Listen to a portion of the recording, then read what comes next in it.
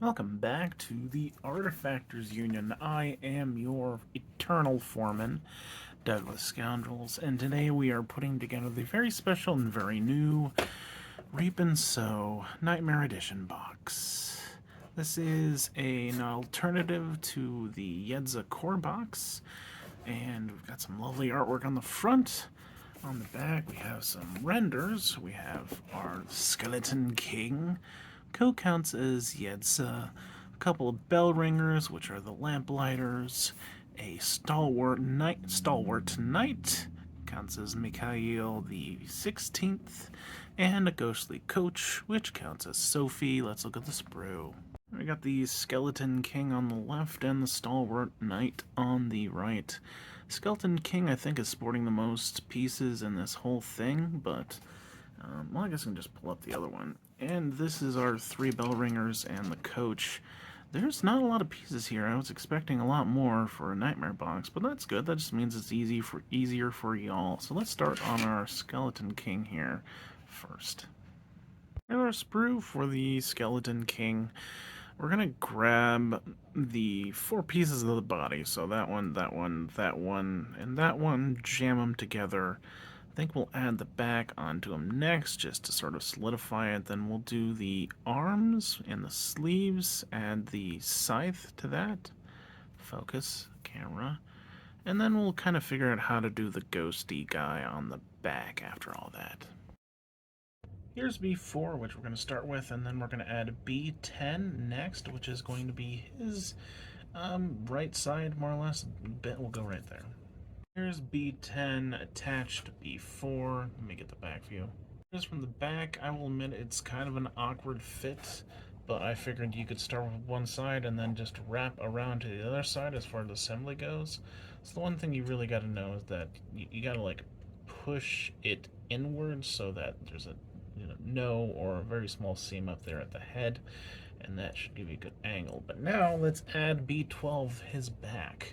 B12 is now attached. You're mostly concerned with making sure this seam isn't too noticeable and up there at the shoulder.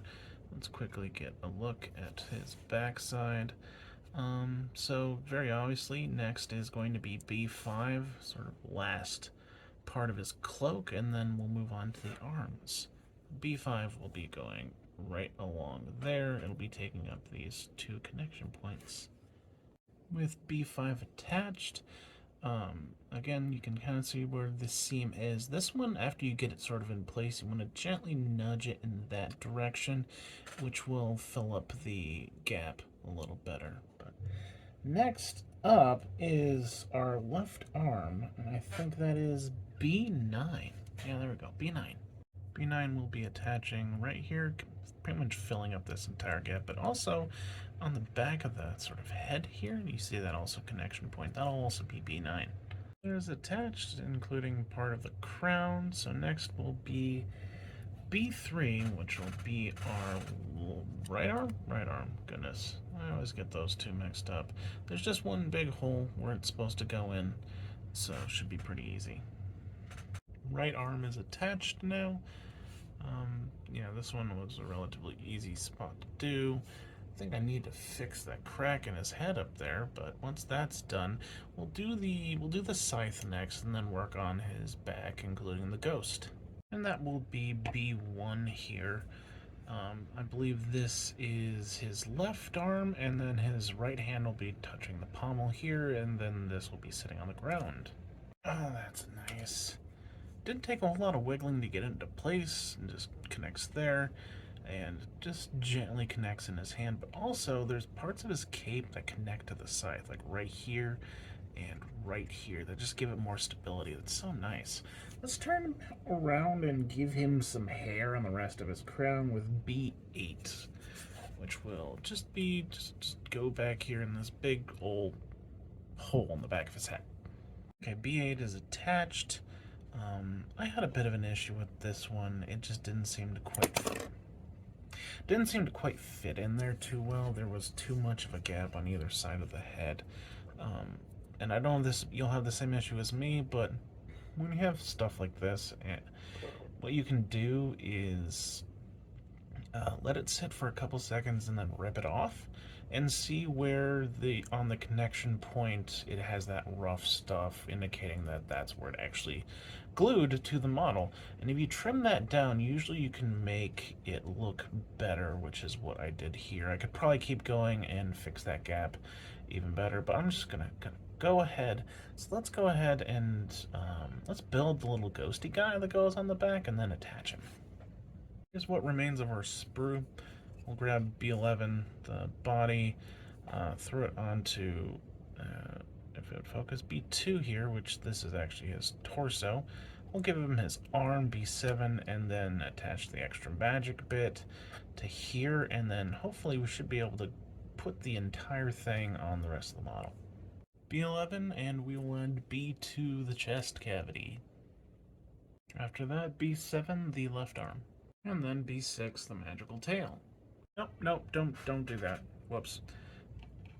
Not whoops, it's just going to be a lot easier if you don't connect those two pieces right away. The thing we're going to key off of here is that the body actually has a connection point to you old Skeleton King here. You can see this is actually his right arm. So this right here is a connection point, and he's supposed to be whispering into the king's ear, which helps. But that sort of tail effect thing will glue in here, and then the rest of, oh goodness, sorry, B6 will connect in the rest of this groove, and I think it might just be hanging here. I'm not sure if there's a connection point or not, but anyways, just add the body first, and then we'll do B6 last. Here he is attached. I had to adjust that left arm to make it look more like he's actually whispering in the king's ear, otherwise it just sort of looked like he was trying to kiss him on the side of the head. Let's go ahead and look at the back of the important part, the connection. You can see where it slots into that arm that's on the flap of the coat, and that's where the magical effect glues in, so let's add B6. Here we go with B6, pretty easy to insert. I just kind of pushed it down with the blade of my X-Acto knife to make sure it fit in. There he is, the Skeleton King, all done. A bit more difficult than I was expecting the build to be, but also a lot easier than most nightmare boxes will give you. Hardest part was probably just getting the body put together, because it just looks a little weird. It's not usually how bits go together. I think I've got it right, starting with his right side and moving to the left. Just check your seams and do a bit of trimming if you need to, but the pieces go together pretty well, and it's a very gorgeous model. So let's move on to the ghostly coach. Let's start on the ghostly coach now. We're only looking at 10 bits, which is not nearly enough for a giant model and a nightmare box. I'm quite saddened by this. Anyways, we're going to grab the two big body pieces, slap them together, and then I think we'll combine the two pieces of the axle, I think. And then glue the other wheel to it, and then we'll move up. We'll put the driver's seat on top of it, and then we'll start building the guy on top. So there's the guy's body, the guy's head, the guy's arm, and the spiky thing, and we'll do the last spiky thing last. But let's get started. We are going to first glue together A1 and A2. Hey, it's in order. I just kind of go together pretty easily. Anyways, let's combine the two pieces of the axle, A7 and A8, and then figure out how those attach to the wheel. We have the two pieces of the axle glued together, pretty simple to do. And I think actually before we attach it to the coach, we're going to go ahead and put the seat on there, because I think this might actually attach to the seat. The seat being A9, so let's get that. Oh, no, it's not going to connect to the seat, but I've already committed to doing this bit, so we will add it anyways. There's one very obvious connection point right there, and that will connect right here on the bit. And there it is connected. Next we will finally do the axle. So you can see the connection point right there on this wheel, but also there is one up here, and that will correspond with this part connects to the wheel, and this little nub up here is that other connection point. Now, if you didn't notice, the wheels are actually slightly turned, so this will not be facing straight. And we're going to need to attach the other wheel almost immediately after this, because the whole thing together is what kind of creates a solid model. So we'll do this real quick, and then we'll add the wheel. Okay, attached as so. You can definitely see it's turned that way. But we hit the two connection points. This is sort of the angle looking at. Now let's add the wheel A10, which will connect here and then up here. This flat side is going to be what's on the ground, so we're looking at the outside right now. Not to mention, we're looking at the inside of the wheel right now. You see where it connects to the axle, but there is a notch right here that connects to the outside of the coach, as I pointed out to you earlier. Whoops. Here it is attached. Looking pretty good, and you can have a better idea of how it's turned and not facing straight. But we're going to finish with the coach driver, maybe? Anyways, A3 is going to be his body, and it's going to go up here. Then we'll attach the head to the body, which is A4. Grab the right arm, which is A6, which will connect on this side and somewhere around here. And then lastly, do A5, which is the other sort of spiky bit on it, which goes on this side. Very incorrect. A3 is actually going to be his left side, which is fitting in this gap right here. That's what it's supposed to look like. And now we do A4, the head, right in the middle there. Alright. The right arm gonna fit right here with the spiky thing pointing up, obviously. And that bit is A6. Now it's attached. The 2 points of reference I kind of used to make sure it was even, as there's that gap, and there you want to try and close up. And also the connection on the elbow here. I might take them off and do a bit of trimming, not sure, but you can also see he's not quite touching the seat of the coach either. Now A5 is just going to connect here, and his hand, or the stump, will go there. And that's our last bit. Ghostly coach, all done. Nearly taking up the entire screen of the camera, but this is the kind of detail I need to show you. Hardest part, really just kind of figuring out the axle and getting those gaps filled, because not everything goes together as smoothly as you want it, but no real difficult parts. Let's move on to the Stalwart Knight. Stalwart Knight. I think he's going to be pretty easy. We'll grab the body and then do each of the legs, then the left arm, right arm, attach the ghost body.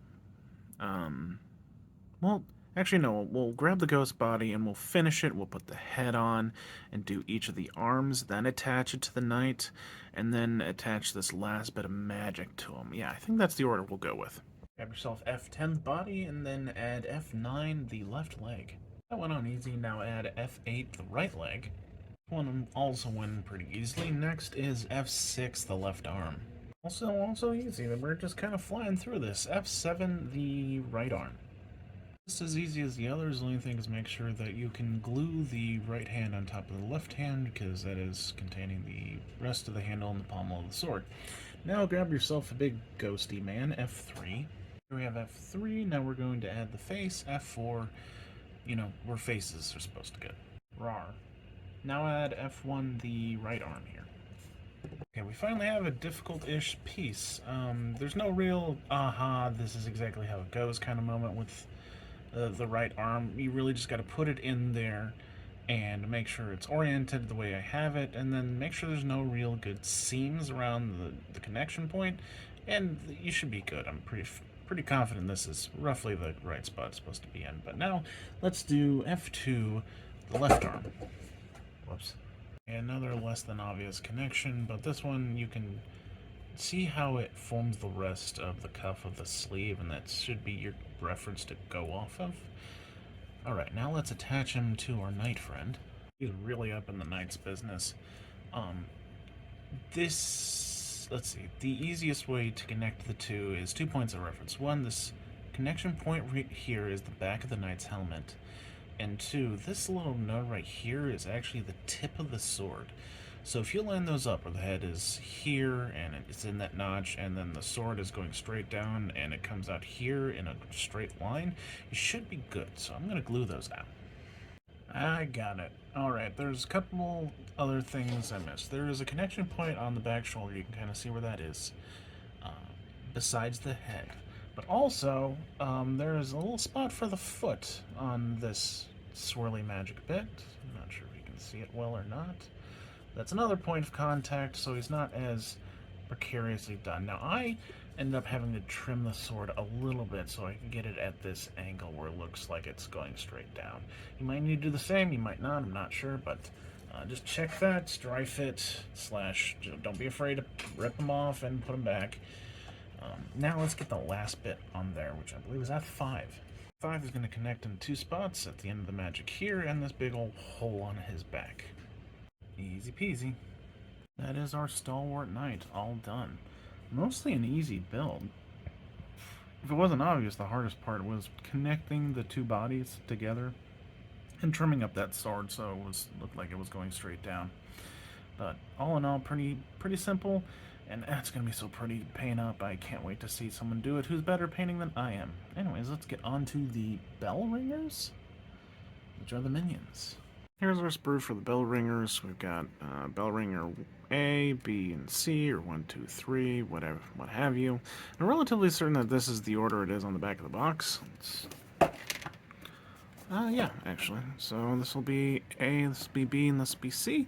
We'll do them in that order then. Initial plan for Bellringer A, we're going to grab the 2 parts of the body, put them together, then put both arms on and see if we can wedge the bell in there. If that's not going to fit, then we'll do a different order. C4 and C5 go together pretty easily. Next we'll grab C3, the right arm. There's only one real way that's going, and I don't think you're going to mess up the angle. Next is C2, the left arm. Yet again, another easy fit. Now let's try to cram C1 in there and get this model finished. Whew, this was awkward. The connection point at the wrist is relatively small, and I believe you're just supposed to glue it to the palm of the left hand. But yeah, this is probably the better way to go, because just one of those connections points isn't going to be very solid. But it will just take a little bit fiddling to make sure that's in a nice spot. The wrist looks good and is still touching the left hand. Here is the first of our Bellringers done. The only difficult part was just jamming the bell in between the 2 hands. Other than that, pretty easy.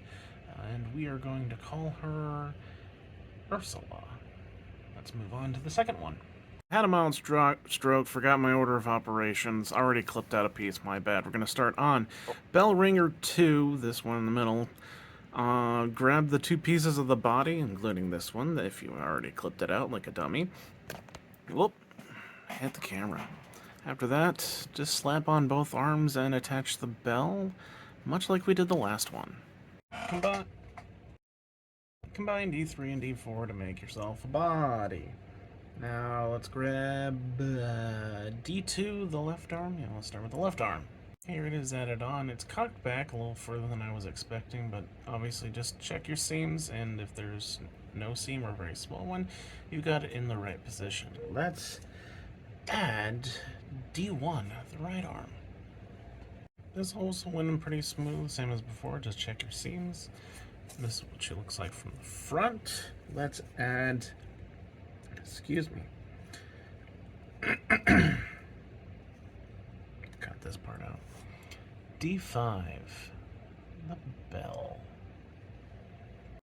Quick reminder that this is rope, relatively fragile. Be very careful clipping it out and cleaning it up. But you can see the points of contact. Well, you would see, but we're looking at it straight on, so there we go. The left hand will connect here, and the right hand will connect here. Here it is on. It was a little tricky, but I got it to work. To note that it connects on like the outside of the wrist, so the wrist sort of sticks out, and you have a tab that's more on the inside, and it connects on the outside, and it also connects on the outside here. I'm probably not explaining it the best, but if you look at the bits, it'll make more sense. And then also you can glue her here against the skirt, so you have a third point of contact. Bellringer B is done. Hardest part again is just attaching that bell with the ropes, and well, the rope being relatively fragile and the connection point only being really tiny bits on the wrist. Just be careful and cautious. Should be fine. We're going to call her Maria. Moving on to the last one. Last model of the box, Bellringer C or Bellringer 3. Gonna do very similar as we did before. Grab the two halves of the body. We got some extra bits now, though. This, I believe, is the bottom of the skirt, so we'll jam that on next. This bit goes right here on the back. We'll add that. And then do the right arm, left arm, and bell. E6 and E7 are our first bits, and then we're gonna do E5, jam it on the bottom there. Yeah, so if you tilt her like this, E5 is going to sit more on this side than up here. Just dry fit it to, and you should be able to figure out how it works. And this is the bottom. It is attached, and this is what it should look like. And let's adjust there. There we go. Now let's flip her over to the back, and we're going to go ahead and jam, which one? E4 back here. It just jams right in there. Next, we're going to do the right arm. Sorry, left arm. No, we're gonna do the right arm. Do the right arm E1. Be the ones with the fingers pointing up. Yeah, to get another solid connection, it's gonna be relatively difficult to mess this one up. But let's jam the left arm on there now. E3. Whoops. Alright, it's attached. This one's a little bit trickier just because it looks like it's supposed to be flush against the body. You kind of see the cavity in there. It just looks like a connection point, but it's actually not. So that's the angle from the back. This is the angle from the front. And last but not least, the lamp, E2, is going to go attached to that left arm. I'll admit I made a slight mistake, so I'm showing it to you now. I had to rotate this thing down just a little bit because the gap back here was a little bit too big and that closed it up. So just check your gaps, folks. I just now noticed a little helpful thing. The wrist isn't just the only connection point. There's also stuff down here. So connect at the wrist and connect the belt down here too. That's nice and solid. Casually setting your skirt on fire. Bellringer C, all done. Just a few more pieces on another Bellringer, not any more difficult. Honestly, adding the bell was easier than the other two. Hardest part was that left shoulder socket, really. So, easy build. We're going to call her Dolores. Let's look at the whole box. Here we have it, the Reap and Sow box. We got the Skeleton King, the Ghostly Coach, the Stalwart Knight, Bellringer 1, 2, and 3. Very pretty box, lots of detail, not that difficult to assemble, which is surprising for a Nightmare box. Hardest parts, the seams on the Skeleton King were mildly difficult, but that probably just needs some TLC. Getting the ghost connected to the Stalwart Knight was also mildly difficult, and then the bells on Bellringer 1 and 2, but really just not a lot of pain. But that's all from me. I have been your foreman, Douglas Scoundrels, helping you build a better Malifaux.